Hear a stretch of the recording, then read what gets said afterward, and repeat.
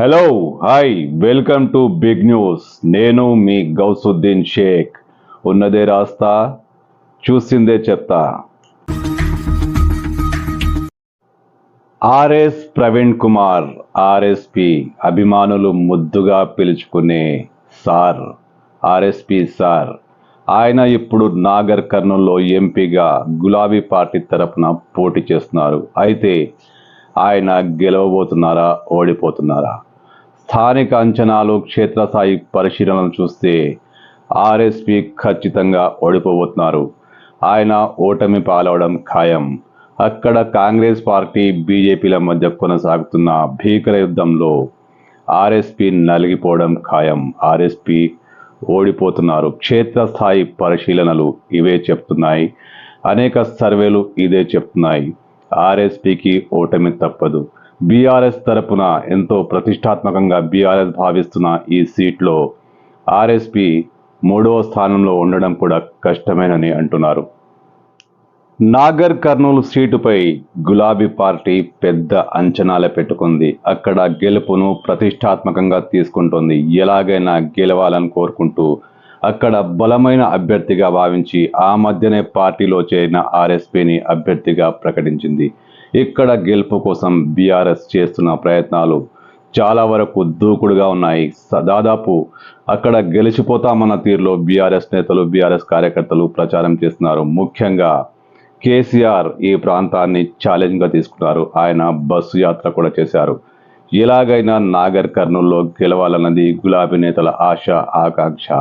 అయితే ఆ ఆశను ఆర్ఎస్ ప్రవీణ్ కుమార్ నెరవేర్చగలుగుతారా? ఆయన విజయానికి చేరువలో వస్తారా అంటే ఎటు చూసినా ఆయన గెలుపుకు ఎలాంటి అవకాశాలు కనిపించడం లేదు.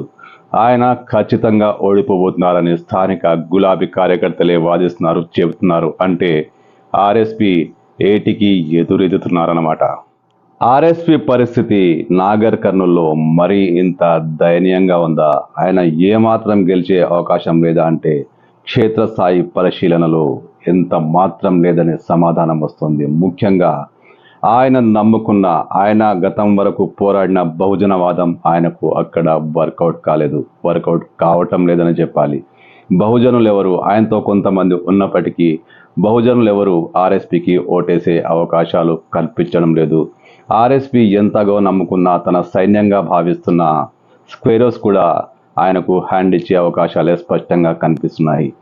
దీనికి తోడు కాంగ్రెస్ పార్టీ ఎక్కడ దూకుడు మీద ఉంది. బీఆర్ఎస్కు చెందిన అనేక మంది కీలక నేతలను తన వైపు తిప్పుకుంది. అటు బీజేపీ కూడా కీలక కార్యకర్తల్ని, నాయకుల్ని తనలో కలిపేసుకుంటుంది. అంటే ఆర్ఎస్పి ఇప్పుడు అక్కడ ఒంటరి పోరాటమే చేస్తున్నారు. ఆయన సిద్ధాంతం ఎంతవరకు వర్కౌట్ అవుతుందంటే అక్కడ డౌట్ అయ్యి. ఎందుకంటే బహుజనులు ఎవరు ఆయనకు ఓటేసే అవకాశం ఎంత మాత్రం కనిపించడం లేదు. కనీసం కేసీఆర్ బస్సు యాత్రతోనైనా నాగర్ కర్నూల్లో ఆర్ఎస్పి పరిస్థితి మెరుగవుతుందనుకుంటే అలా కూడా కనిపించడం లేదు. గులాబీ కార్యకర్తలో అదే నిర్లక్ష్యం, అదే నిస్తేజం కనిపిస్తోంది. మరోవైపు కాంగ్రెస్ దూసుకుపోతోంది. బీజేపీ పోటాపోటీగా రంగంలో కొనసాగుతోంది. ఇక్కడ గులాబీ క్యాడర్ మాత్రం ఆర్ఎస్పి వెంట ఏమాత్రం లేదని చెప్పాలి. ఒక రకంగా గులాబీ క్యాడర్లో నిరుత్సాహం కనిపిస్తోంది. గతంలో ఉన్న కొంతమంది సీనియర్ గులాబీ నేతలు అటు బీజేపీలోనూ ఇటు కాంగ్రెస్లోనూ చేరిపోవడంతో ఇక్కడ క్యాడర్ కూడా అయోమయంగా ఉంది. కేసీఆర్ సభకు భారీగా జనం తరలి వచ్చిన, ఏ సభకైనా ఎవరి సభకైనా జనం ఈ మధ్య బాగానే వస్తున్నారు. కానీ అక్కడ క్యాడర్లో మాత్రం ఉత్సాహం కనిపించడం లేదు. ఆర్ఎస్పి ఖచ్చితంగా గెలుస్తారని ధీమాగా ఎవరూ చెప్పలేని పరిస్థితి. దీనికి తోడు అనేక సర్వేలు కూడా అక్కడ ఆర్ఎస్పి ఓటమి ఖాయమని చెప్తున్నాయి. ఆర్ఎస్ ప్రవీణ్ కుమార్ ఖచ్చితంగా ఓడిపోబోతున్నారు. బీజేపీ, కాంగ్రెస్ల మధ్య పోటీ తీవ్రంగా ఉంటుంది. కాంగ్రెస్ పార్టీ అత్యధిక శాతం ఓట్లు సాధించి గెలిచే అవకాశం ఉంది. ఆర్ఎస్ ప్రవీణ్ కుమార్ 3వ స్థానానికే పరిమితం అవుతారంటూ అనేక సర్వేలు చాలా స్పష్టంగా చెప్పాయి. అటు కాంగ్రెస్ పార్టీ ఈ సర్వేల కంటే ఎక్కువ ఓట్లు తమకు వస్తాయని, ఖచ్చితంగా భారీ మెజారిటీతో గెలుస్తామని, ఆర్ఎస్ ప్రవీణ్ కుమార్కు డిపాజిట్ కూడా రాదని అంచనా వేస్తుంది. రాదని కూడా బహిరంగంగా ప్రకటిస్తోంది.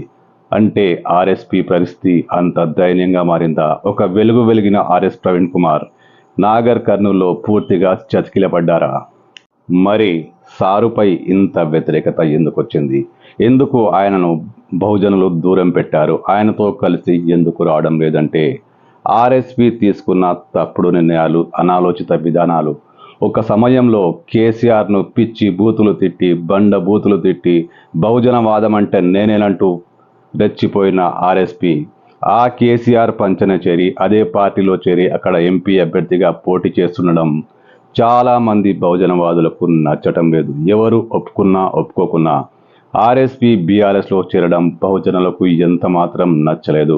ఆయన వెంట నడిచిన క్యాడర్, ఆయనను నమ్ముకున్న అభిమానులు ఆర్ఎస్పి నిర్ణయంతో తీవ్ర నిరాశకు గురయ్యారు. ఇదే కారణంగా చాలామంది బహుజనవాద కార్యకర్తలు ఆర్ఎస్పికి దూరమయ్యారు.